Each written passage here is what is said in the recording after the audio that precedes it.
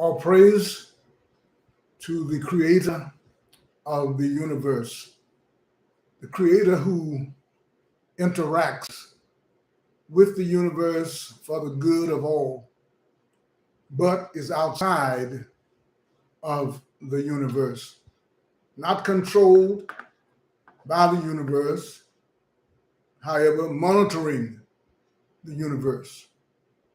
Prayers for peace, perfect peace throughout the universe. Hello, it is Saturday, August 12th, 2023, 5 p.m. Pacific Standard Time. Thank you to the subscribers and the supporters in Alabama, Georgia, Florida, Tennessee, Texas, Mississippi, Chicago, Virginia, Oregon, and California. Welcome to Church Talk Unlimited with James Paul Berry. Thank you to YouTube for this channel. I introduce topics of discussion on this channel with the church, about the church, at least that is my intention, particularly the church's responsibility towards its poor members and then the poor of the community in general.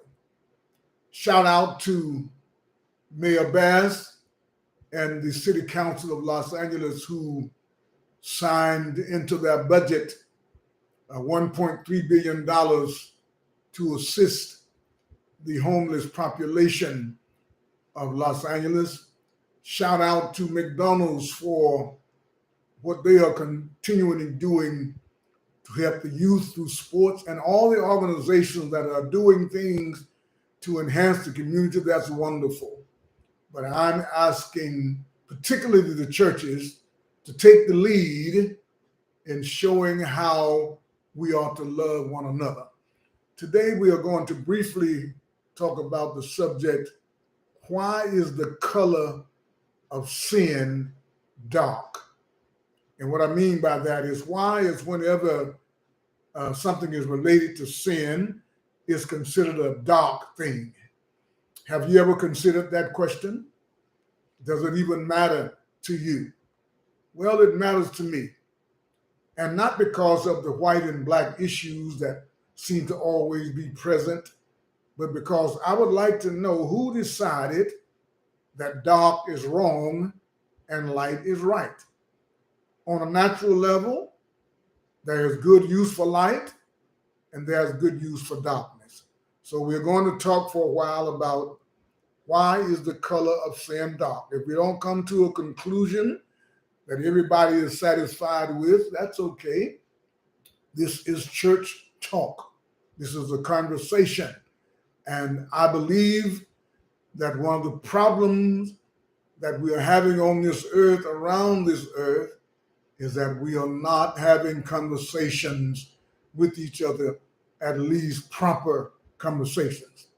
There is a sermon that I read that was preached by a pastor, Steve Eicher, and he talked about in his sermon titled Darkness as a Symbol of Sin. And he went through some of these things that I'm referring to that the Bible speaks of, and that, of course, those of us who study the Bible and those of us who believe in the Bible, we use these terms, descriptive terms, as to what sin looks like in our lives.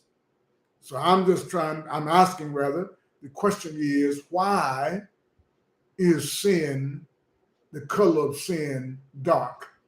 And this sermon is darkness as a symbol of sin. So I agree with that in terms of what the Bible say. I'm just trying to find out why. One thing he says, according to the Bible, the Apostle Paul encourages believers to live in the light, walk in the light. Darkness symbolizes ignorance of the truth. Darkness symbolizes the inability to find the right way. Darkness symbolizes times of trial and hardship. Darkness symbolizes death and the grave. God himself is a remedy for darkness. God will deliver from darkness. God's Son saves believers from darkness. God's people rescues others from darkness. So if all we used for information, and that is how I use the Bible. I don't use the Bible as the inspired word of God anymore, even though I have a Bible at my feet right now that have words in red that's supposed to be the words of Jesus. I don't use the Bible like that. I use the Bible for information to determine what I should be doing and not just buying it hook, line, and sinker that this is from God. I'm going to read something that I got from Wikipedia. So if you would like to follow up, and I hope you will, you can go and see this information for yourself. But I wanted to try and connect as many historical occurrences to this darkness thing as I could, and not just use the Bible. And it's amazing, I'm not trying to put the Bible down. I definitely believe that the Bible is the greatest book that we have in terms of information, but sometimes I think we give it more credibility than we should. In the late spring of 1452, Byzantine Emperor Constantine XI wrote to Pope Nicholas for help against the impending siege by Ottoman Sultan Mehmed II. Nicholas issued the bull Dum Diversas, the 18th of June, 1452, authorizing King Afonso V of Portugal to attack, conquer, and subjugate Saracens, pagans, and other enemies of Christ wherever they may be found. Issued less than a year before the fall of Constantinople. The bull may have been intended to begin another crusade against the Ottoman Empire. So here, this is not just necessarily talking about color. It doesn't say color, but this area that King Afonso V of Portugal was concerned with and fighting against Spain about was an area of Africa, which we will hopefully read about before we're done, that he considered himself to have discovered. And even though there were people living there, he considered himself to have discovered that place. Ownership of the Canary Islands continued to be a source of dispute between Spain and Portugal, and Nicholas was asked to settle the matter, ultimately in favor of the Portuguese. The geographical area of the concession given in the bull is not explicit, but historian Richard Rasewell finds that it clearly refers to the recently discovered lands along the coast of West Africa. Portuguese ventures were intended to compete with the Muslim trans-Sahara caravans, which played a key role in the highly profitable Muslim slave trade, and also held a monopoly on West African gold and ivory. The Portuguese claimed territories' rights along the African coast by virtue of having invested time and treasures in discovering it. So I'm looking at this. The Pope has decided that anybody who is against the Catholic Church, Afonso, can go in with his people and they can subjugate these people and do whatever they want to do to these people. And those people, of course, along the coast of Africa, all those people at that time, to my knowledge of history, were dark people. The explanation that black Africans, as the sons of Ham, and now we're coming forward now.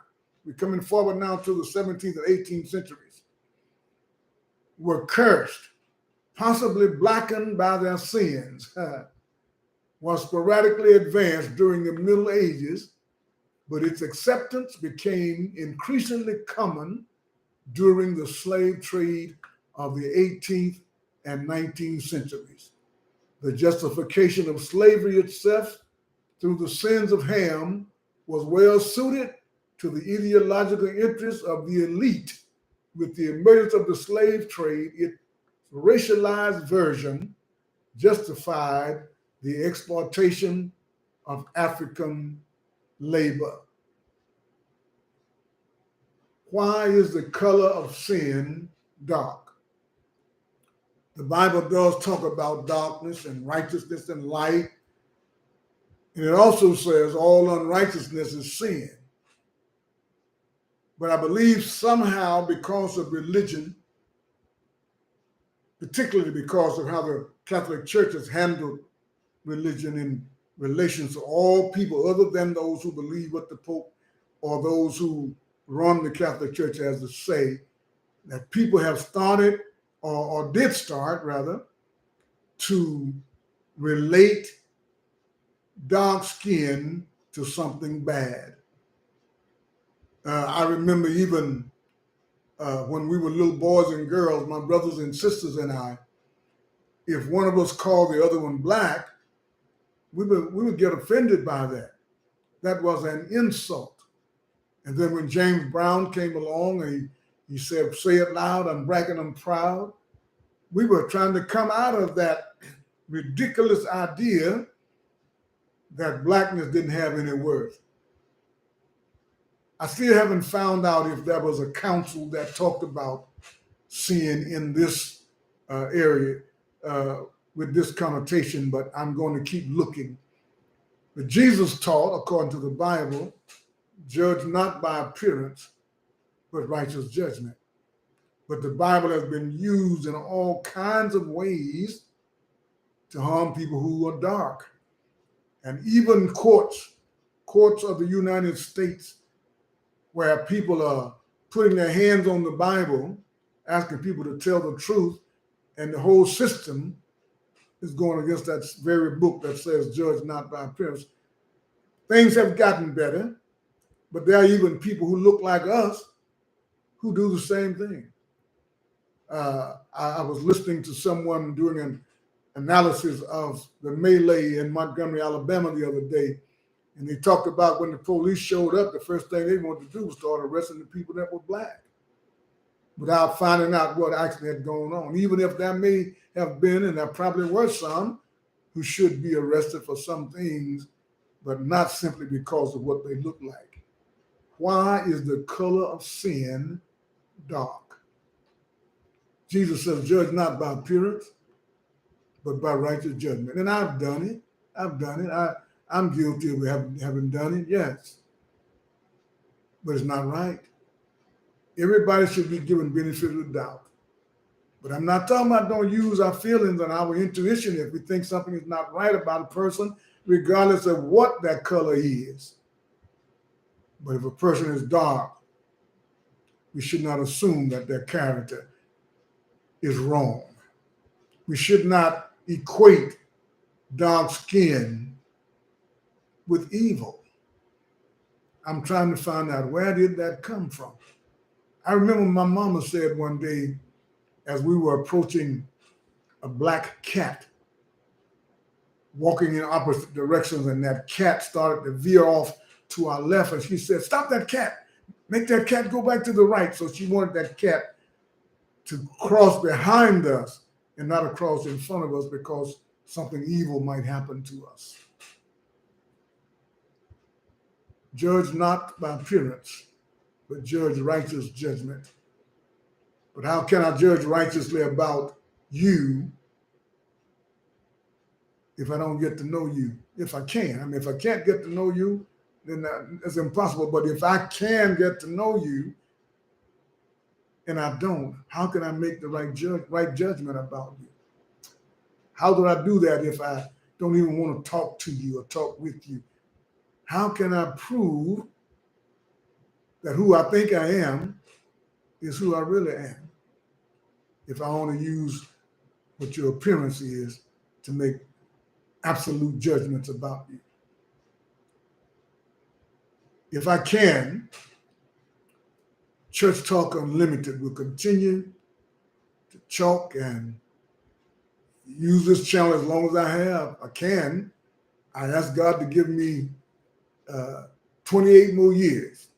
And I'm talking about the Creator who hung up the sun and created the wind and all of that. I plan to use this channel to identify things that are traditional and traditionally wrong. As church leaders, we are going to have to lead not only by words, but by some work. James says faith without works is dead. And when it comes to supporting the poor, many have not led by nothing other than by rhetoric, because the poverty is increasing. And the people that I see, they seem to be getting younger. I mean, late 20s, early 30s. And many of these people are professional people. They're educated, much more than me. But something went wrong. You can't tell me that the Creator of all of this is not doing something to help these people. I'm claiming that many of you church leaders, particularly, there are some churches who are doing some great things, but you got money. You've been accepting money for years. All of your members have spent most of their lives giving money to you. You should be able to help them when they need help. And I'm talking about, we have been neglecting the support of our own people who have worshiped with us and worked with us and been on campaigns and missions with us, faithful people. And we sit back and watch them burn and go on and forget about them. Poor church members. Our church leaders' hearts, I would think, would be considered, if black would be evil, it would be their hearts, not because of their faces, but because of what they have done. What else could it be based on the current definition and connotation of dark? I remember one of the speeches of Malcolm X, where he talked about the things, the connotations attached to being dark. Nothing good. But those of us who work in these positions of trying to minister information to the community, to try to keep the community on point so that everybody can follow the same guidelines and receive the same outcomes, we're going to have to do more than just talk. And especially if we are over churches, if we are over congregations. And I know these preachers say, well, it's not my money, but it is your money. It's in your hands. You do more talking than anybody in the church. So I personally challenge you to use some of that money to help the poor people. And don't judge people simply by what you see. I'm going to stop here. And again, until next time, I wish you love, peace, truth, freedom, and justice. And if you don't want to leave a comment in the live chat so everybody can see what you said, or you don't want to leave a comment in the comment section of the previous videos or the videos that are no longer live, you can contact me via email at theoriginalchurchtalk@gmail.com. theoriginalchurchtalk@gmail.com. Let's go to the live chat and see what these people are saying over here. And hopefully, if you're there, I hope you'll be here the next time. And I hope you'll tell other people about the channel. It's really not just my channel. I mean, I created it, but I created it for us, not because I'm smart, because I want to be smart. And I want you to be smart. I want you to be wise. And I figure if we talk to each other about the same things, we should be able to come up with a better answer than anybody trying to be the leader of everybody. We lead ourselves, but we just talk to other leaders and get information that is best practiced among them. And we use what we can, as Paul said, prove all things and hold fast to that which is good. So I thank you for being here. And if you are scared or ashamed or what have you to speak out and to ask your questions, I understand. I've been all of those things, but I'm not anymore because there's no reason to be. If the God I believe in is real, I'm in the best possible position that I could ever be in to stand up for what is right in this present world, no matter how hard it is. Stand up for what is right. And not just believe, but actually get out and do something. And if you can't, you don't have the money to pay all these things and you can't drive, you can talk to people. Study the Bible. Do we really study that Bible? Or we just let the preacher get up and tell us what that Bible means? But when you say amen, is it because you understand what that means, or you just saying it because he told you or she told you that that's what that means? Whatever you read, you need to understand for yourself. Even me, don't just listen to me just because what the things that I say might be soothing or might be true. Study to see. If it's not true, forget about it. But if what I'm saying is true, follow that so our communities can get better. Our communities should be doing much better. There's no excuse. There's no excuse. No matter how much crime, we can handle the crime if we do what we're supposed to do. No man is an island. Even if it's a crime person, no man is an island. Let's see who's in the chat. Blessings to you, Brother Walker, and your family. I put a comment in the chat. If you make a mistake, you are able to edit your comment, and that's 3 dots on the right side of the comment that you made. And if you'd like to delete it, you can edit it. And I think it will strike it out so no one can read what you said if you are interested in that. Good evening, Willie. It's good to see you here. Blessings to you and your family as well. Excuse me. Okay, Danny. Evil lives. This is from Willie. In the shadows and darkness. Darkness hides the evil intentions of the heart. The black heart is cold. Black magic and black cats in folklore was all teachings against the church. And I, of course, understand that at some point, but I'm not really sure if you're saying these are things that the church taught against. I think that's what you're saying, and that's I'm just trying to find out, if possible, when did it start? You know, and I think it was probably something that was discussed in one of the councils, like they did at the Council of Nicaea, and when they talked about whether Jesus was divine, whether Jesus was God, or just Jesus was just a faithful servant, or things like that. And so I believe that this topic may have come up. And so if anybody out there has the answer for this, where did it become spiritual or religious for preachers to say sin is the same as spiritual darkness? Why couldn't they say it's the same as spiritual whiteness or lightness or brightness? That's the question it's of interest to me. From the beginning of time, the rich and the powerful, including the church, are responsible. Those who have more should have more responsibility of giving a larger portion of what they don't want. Well, I certainly believe that if you have the most, you should give more than those who have the least. But based on scripture, biblical scripture, we see that sometimes that is not the case. And with the young the widow who gave the last that she had, and based on her intention, her purpose, Jesus gave her credit for giving more than all those rich people who had given great abundance because they had so much left over.